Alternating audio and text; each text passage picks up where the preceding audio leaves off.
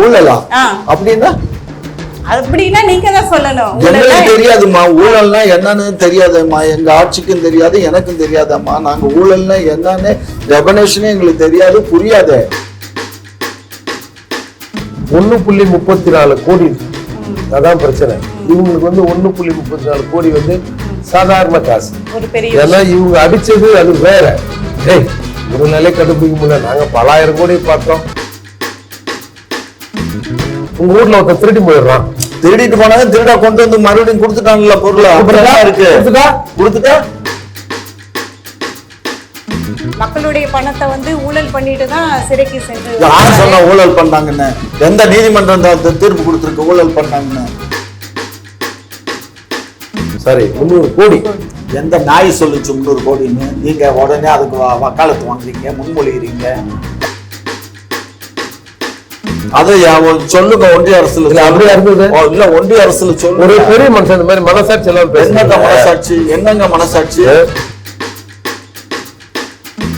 என்ன சொல்ல வரீங்க? என்ன சொல்ல வர்றேன், நாங்க குற்றமற்றவர்கள், அவ்வளவுதான். அப்பா, அவர் செந்தில் பாலாஜி ரொம்ப புனிதமானவர். ஊருக்கு அந்த ஆளுக்கு ஒரு கோயிலை கட்டி அபிஷேகம் நல்ல விஷயம். உங்களுக்கு ஒரு மனசாட்சியே இல்லையா? மனம்னா என்ன? அப்பேற்பட்ட ஆளுங்களை இந்து வீடுக்குத்தான் தப்பு.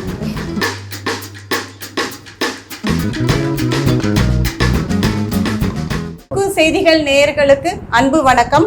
இன்றைய நமது சிறப்பு நேர்காணலில் நம்மோடு இணைகிறார்கள் திமுகவின் மூத்த முன்னோடி திரு காமாட்சி ஐயா அவர்களும், புரட்சி தமிழக கட்சியினுடைய நிறுவன தலைவரும் வழக்கறிஞருமான திரு ஏர்போர்ட் மூர்த்தி அவர்களும்.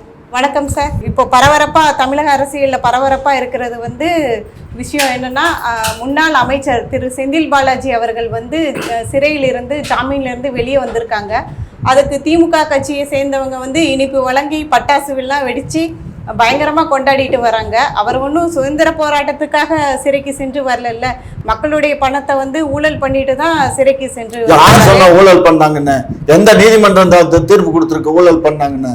சும்மா நீங்களே கதை விடுறதா? தவறான முன்னுதாரணம் ஆயிடாதா? அப்படி எல்லாம் கிடையாது, சொல்லுங்க சொல்லுங்க.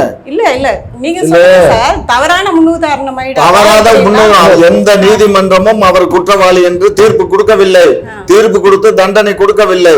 தீர்ப்பு கொடுத்தால் சந்தேகத்தின் அடிப்படையில் கைது செய்யப்பட்டு சிறையில் அடைக்கப்பட்டார். இன்றைக்கு அவர் ஜாமீன்ல வெளியில வந்திருக்கார். ஆகவே நீங்கள் நினைக்கிற மாதிரி அவர் குற்றவாளி அல்ல அல்ல அல்ல அல்ல. வழக்கு முடிஞ்சதுக்கு அப்புறம் தானே அது வரும். வழக்கு முடிஞ்சதுக்கு அப்புறம் தான் குற்றவாளியா நிரபராதிங்கிறது தெரியும். இப்ப அவர் நிரபராதி. சார், உங்ககிட்ட இப்படி வரவேற்பு கொடுத்திருக்காங்க, இது சரியா சார்? இது வரவேற்பு கொடுக்கல தாங்க பிரச்சனை. இல்ல, ஊழல் குற்ற வழக்குல சிறைக்கு சென்று வந்திருக்கிறாரு ஜாமீன்ல, இப்படி வரவேற்பு கொடுக்கலாமா? ஊழல்ல என்ன பெரிய ஊழல்? நாங்களும் 1,70,000 கோடியே பார்த்தவங்க. இது ஜஸ்ட் லைக் தட். எவ்வளவு அது? சும்மா அது ஒரு 1.5 கோடி தானே.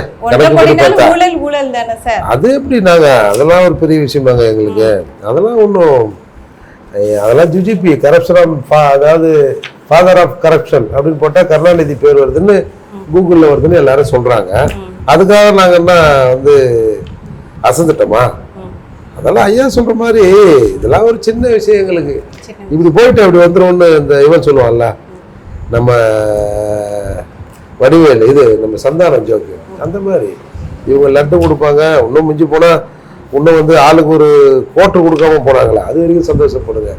ஏன்னா அவர் வந்து உள்ள போகும்போது வந்து மதுவிலக்கு ஆயத்தீர்வை அமைச்சர் தானே, அதனால வந்து அவர் வந்து ஆளுக்கு ஒரு கோட்டை கொடுத்தோம் இல்ல ஒரு பீர் கொடுத்து சொல்லலாம் போனாங்களே. அதாவது 1.34 கோடி, அதான் பிரச்சனை.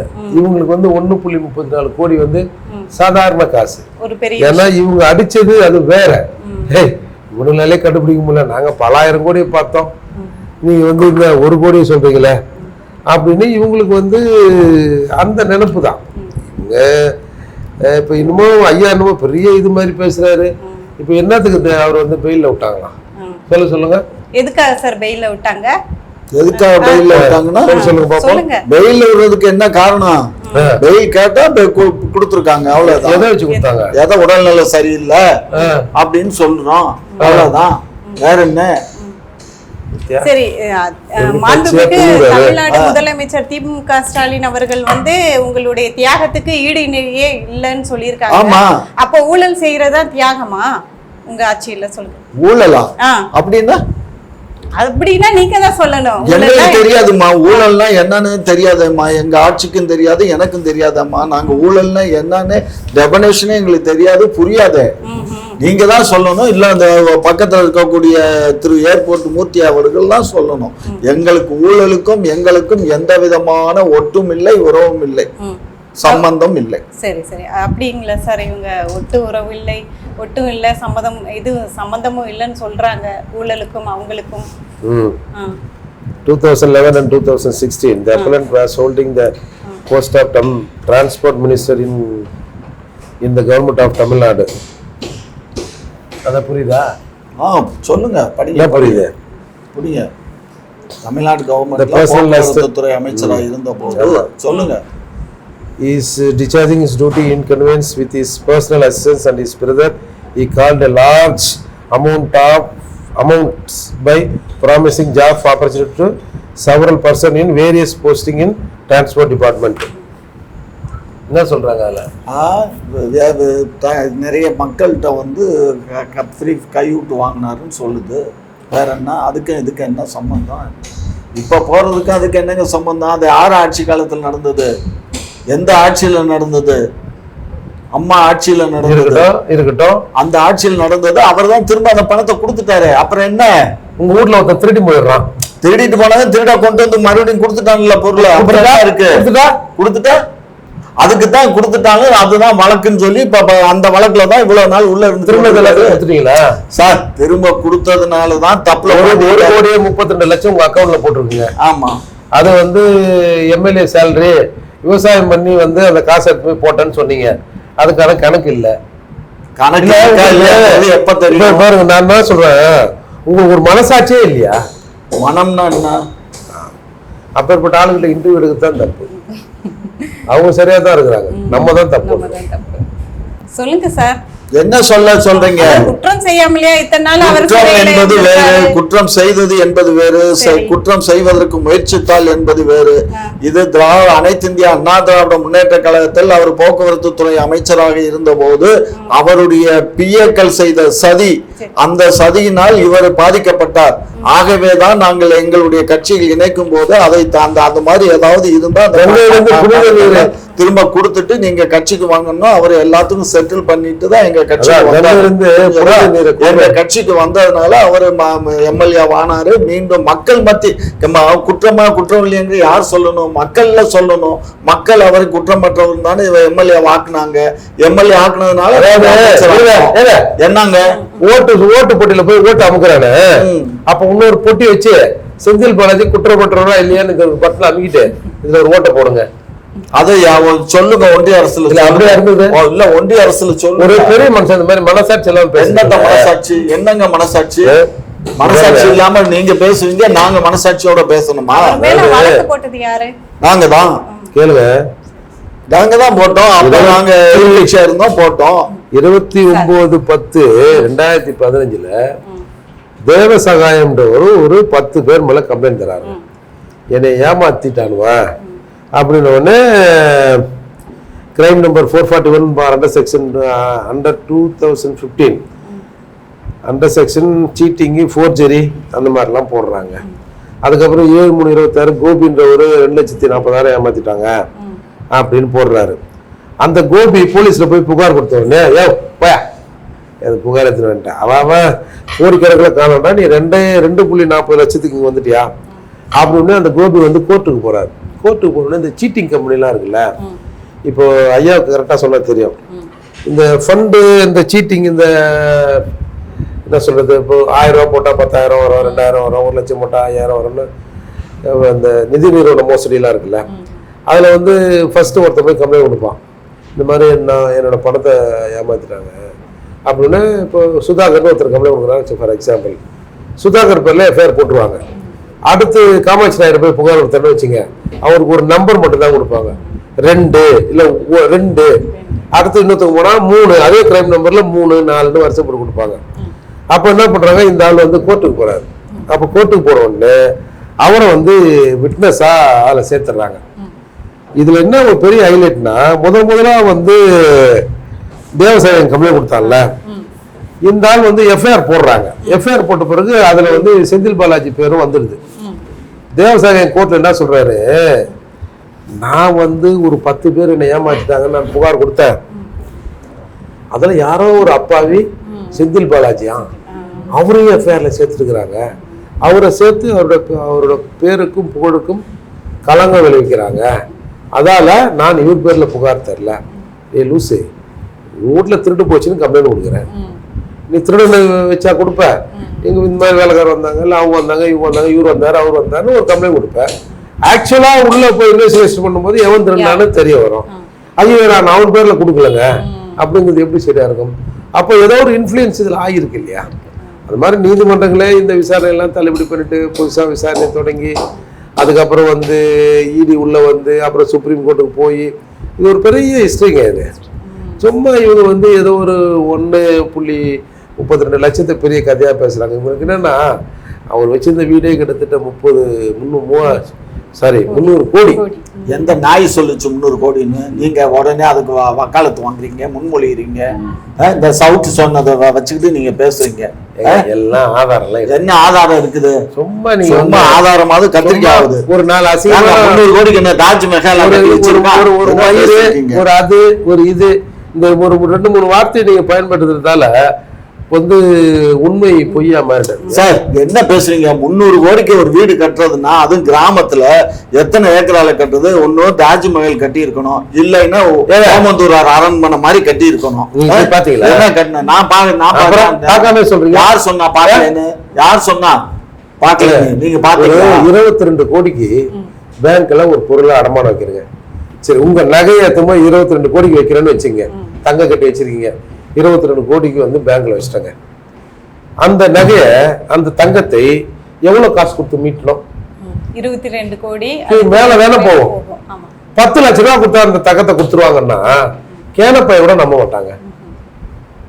இவர் சொல்றாரு 22 கோடிக்கு அனுராதா வந்து பேங்க்ல போய் அடமானம் வைக்கிறாங்க அந்த சொத்தை மீட்டு 10 கோடியா 10 லட்சத்துக்கு வந்து ரிஜிஸ்ட்ரேஷன் பண்றாங்க. இதெல்லாம் நம்மள நம்ப சொல்றாங்க. வேல்யூஷன் அவ்வளவுதாங்க இருக்கும். என்ன ஏங்க ஓங்கன்னுட்டு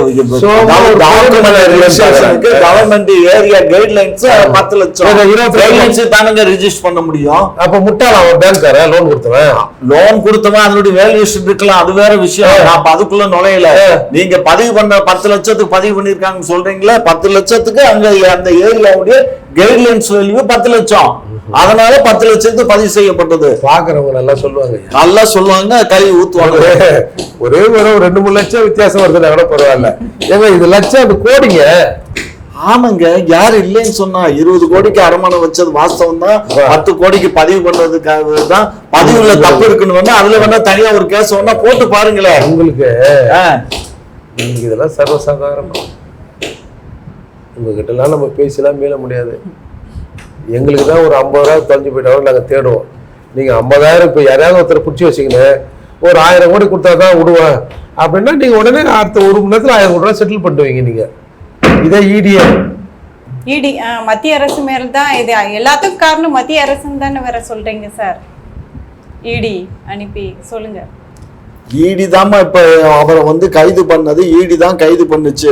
எதுக்காக பண்ணுச்சுன்னா இந்த வழக்குல வந்து அவர் சொன்னார்ல, எனக்கு யாருன்னே தெரியாது, அவரு இந்த வழக்குல சேர்த்திருக்காங்க, அவருக்கும் எங்களுக்கும் சம்பந்தம் இல்லைன்னு அவரு சொல்லி, அது 2வது இவர் கொடுக்க வேண்டிய பணங்களை எல்லாம் செட்டில்மெண்ட் ஆகி போச்சுன்னு சொல்லி இதை கொண்டு போய் பிரமாண பத்திரத்தை கோர்ட்ல தாக்கல் பண்ணதுதான் வேண.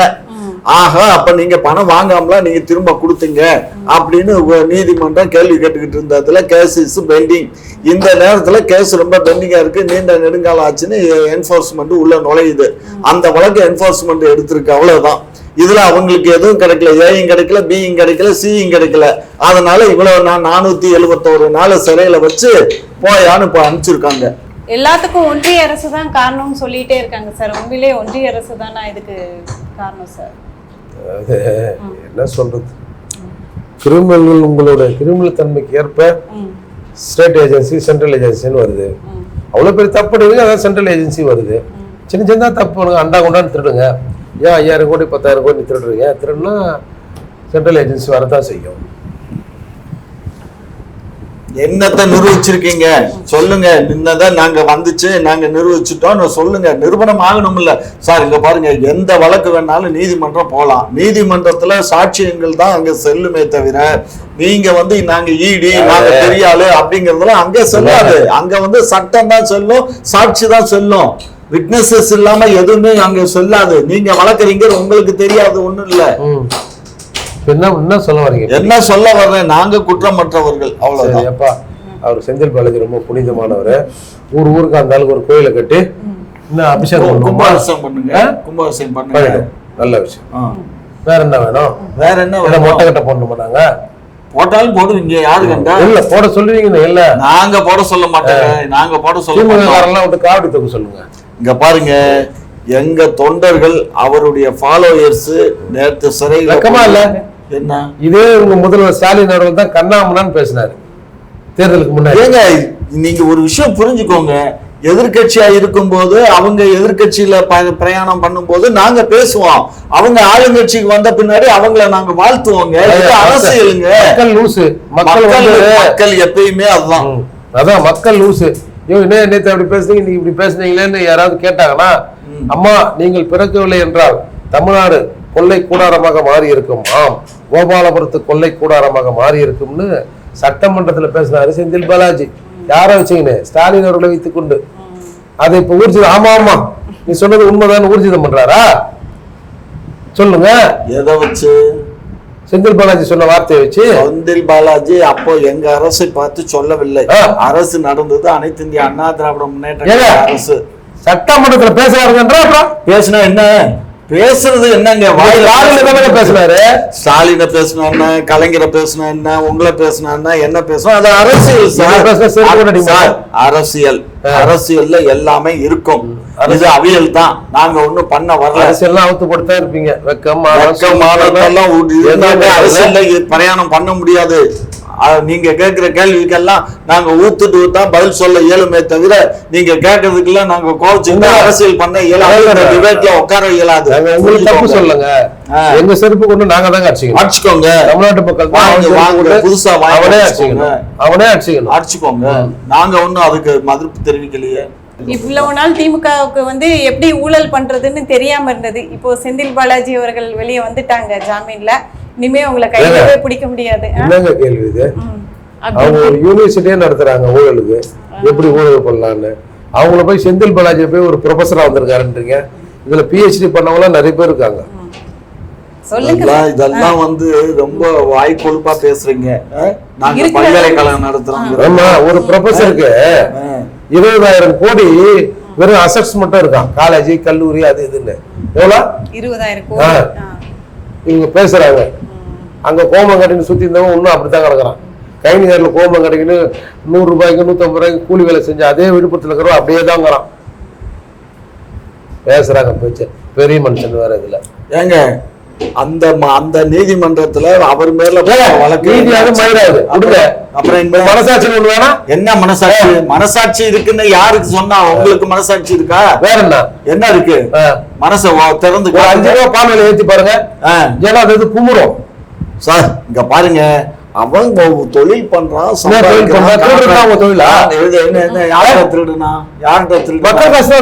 எப்படி மக்கள் காசுன்னு எப்படி சொல்றீங்க? எது மக்கள் காசு? மக்களுக்கு எது அவ்வளவு பணம்? ஏதுங்க மக்களுக்கு அவ்வளவு பணம்? மக்கள் பண்ண அதெல்லாம் எடுக்கல. சீப்பஸ்ட் காஸ்டுக்கு நிலங்களை வாங்கி போட்டாரு. அந்த நிலத்தினுடைய மதிப்பு கூடி போயிடுச்சுடா. 2005ல 2005ல விலை கம்மியா இருக்கிற காலங்கள்ல அவரு ஃபர்ஸ்ட் மினிஸ்டர் வாங்கி போட்டாரு. உங்களுக்கு ஏதாவது லாபம் தான் நீங்க மூச்சு காட்டி பேசுங்க. இல்லைன்னா அந்த பாவம் உங்களுக்கு சும்மா விடாதுங்க. பரவாயில்ல. ஏதோ மண்ணு சும்மா தான் கந்தது, அதான் லாரில ஏத்தி கொண்டு போய் எடுத்துட்டு வந்தேன் அப்படியாவது சொல்லுங்க. ஆத்துல சும்மா மண்ணு கம்முன்னு தானே கிடக்குது. அது மண்ணு மாதிரி இருக்குதுன்றாங்கல்ல, அதை பொண்ணாக்கணும். அது ஒரு தப்பாப்பா? அப்படியாவது சொல்லுங்க. குஷ்டம் முடிச்சிடும். பாருங்க நடக்குதா இல்லையா? கண்ண குஷ்டம் முடிச்சா உங்க வாய்க்கு தான் குஷ்டம் வரும். பார்ப்போம். கவலைப்படாதீங்க. தப்பா பேசுறீங்க. பார்ப்போம். தப்பாவே வாயில குஷ்டம் வந்த மாதிரி நான் கேள்விப்பட்டது இல்ல. கையில தான் குஷ்டம் வரும். மண்ணில் கை குஷ்டம் வருதா இல்லையான்னு பாருங்க. பார்ப்போம். அதெல்லாம் கலைஞர் ஆட்சியிலே இந்த குஷ்டத்தை எல்லாம் ஊருக்கு கிராமத்துக்கு இருக்குதானா நாளை பின்ன மண்ணா குஷ்டம் வந்துடும் போது தான் ஏற்கனவே குஷ்டத்தை ஒழிச்சிட்டோம். அப்போ நீங்க உங்க கட்சியில இருந்தா வந்து அவர் நேர்மையானவர், எதிர்கட்சியில இருந்தாதான் அவர் வந்துட்டு எல்லாம் அவர் தப்பு பண்ணியிருக்காரு எல்லாம் பேசுவீங்க. உங்க கட்சிக்கு வந்தேன்னா அவர் தியாகி ஆயிடுறாரு இல்லைங்களா? என்ன தப்பு ஆக்கப்பட்டு அழைத்து வந்தோம். தியாகி ஆக்கப்பட்டு தான் அழைச்சிட்டு வந்தீங்க. சரி, இனிமே அப்படியே இருப்பாரா? இருப்பாரு. அதுல ஒன்றும் டவுட் வேண்டாம், உங்களுக்கு சந்தேகம் வேண்டாம். இந்த நாட்டுக்கும் நாட்டு மக்களுக்கும் என்னென்ன உழைக்கணுமோ உழைத்து அவர் இந்த நாட்டு மக்களை தன் வசப்படுத்தி அவர் இன்றைக்கு கரூரில் அந்த கோயம்புத்தூர் சேலம் அந்த மாவட்டமே கிடுகிடுக்க வைப்பாரு. பார்த்துக்கிட்டே இருங்க. சரி, அமைச்சரவையில் வந்து மாற்றம் வரும் அப்படின்னு இவ்வளோ நாள் சொல்லிட்டு தான் இருந்தாங்க. ஆனால் இப்போ வந்து கண்டிப்பாக வரும்னு ஒரு செய்தியும் இருக்குது. அமைச்சரவையில் வந்து என்ன மாதிரியான மாற்றங்கள் வரும் சார்? அது அவங்க வீட்டுங்க, அவங்க வீட்டில் அவங்க அட்ஜஸ்ட்மெண்ட்டை பண்ணிப்பாங்க. டைனிங் டேபிள் எங்கே போடுவாங்க, மாற்றி மறுநாள் அங்கே போடுவாங்க. அவர் யார் யோகியம் யாருங்கிறா சொல்லுங்க முதல்ல. இவர் கொஞ்சம் யோகியம்பா, ஒரே ஒரு யோகியம் எனக்கு தெரிஞ்சு பிடிஆர் இருந்தார், அவரையும் கொண்டு போய் ஏதோ ஐடி அது இதுன்னு போட்டு விட்டாங்க. அதனால அது அவங்க குடும்ப உறுப்பினருக்குள் இருக்கிற பொறுப்பை போட்டுக்கொள்வது, அதை யாரும் வெளியிலேருந்து யாரும் கேள்வி கேட்க முடியாது. அதெல்லாம் அவங்க இஷ்டத்துக்கு யார் வந்து மிக திறமைசாலிகளோ அவர்களுக்கு மிக சக்தி வாய்ந்த அமைச்சர் பதவி கொடுப்பது இயல்பு தானே. இப்போ இவ்வளவு நாள் அமைச்சரவையில் மாற்றம் இல்லாததற்கு வந்து இவர் வெளியே வரணுங்கிறதுக்காக தான், செந்தில் பாலாஜி வரணுங்கிறதுக்காக தான். இது என்னம்மா நீங்க என்னமோ நாங்க செந்தில் பாலாஜி வந்த உடனே அவருக்கு கவர்னர் மாளிகைக்கு அழைச்சிட்டு போய் அவருக்கு அமைச்சர் பொறுப்பை கொடுத்தது மாதிரியும் நீங்க என்னமோ கேள்வி மேல கேள்வி கேட்டுக்கிட்டு இருக்கீங்க. இதெல்லாம் எங்க கத்துக்கிட்டு வந்து கேள்வி கேட்குறீங்க? அது கேள்வி கேட்குன்னா அவரை மாதிரி ஆள்கிட்ட கேளுங்க, அவர் தான் எங்களை பத்தி ஏதாவது சொல்லுவாரு. எங்களுக்கு இங்க பாருங்க, முதலமைச்சருக்கு இருக்க அதிகாரம். எங்க முதலமைச்சர் யாரை வேண்டுமானாலும் அமைச்சராக்கலாம், யாரை வேண்டுமானாலும் அமைச்சராக. ஆகவே அவருக்குள்ள அதிகாரம் அவர் வீட்டுக்கு இல்ல, முதலமைச்சருங்கிற அந்த தகுதிக்கு எங்க கட்சியினுடைய தலைவருக்கு இருக்கக்கூடிய அதிகாரம். அதை வந்து கொச்சைப்படுத்த வேண்டாம் என்று தயவு செய்து கேட்டுக்கொள்கிறேன். இல்ல, அதத்தான் அவரும் சொன்னாங்க, சாரும் சொன்னாங்க. சார் என்ன சொன்னாரு? குடும்பத்துக்குன்னு சொன்னாரு. குடும்பத்துக்குள்ள இருக்கிற திமுக ஒரு குடும்பம் தானுங்க. திமுக குடும்பம்னா அரசியல் கட்சியினுடைய குடும்பம்னு சொல்லணும், திமுக குடும்பம்னு சொல்லல. வேற சொல்றாங்க, எல்லாரும் தெரியும். இவ்வளவு நேரம் உங்களுடைய கருத்துக்களை எங்களுடன் பகிர்ந்து கொண்டமைக்கு மிக்க நன்றி சார்.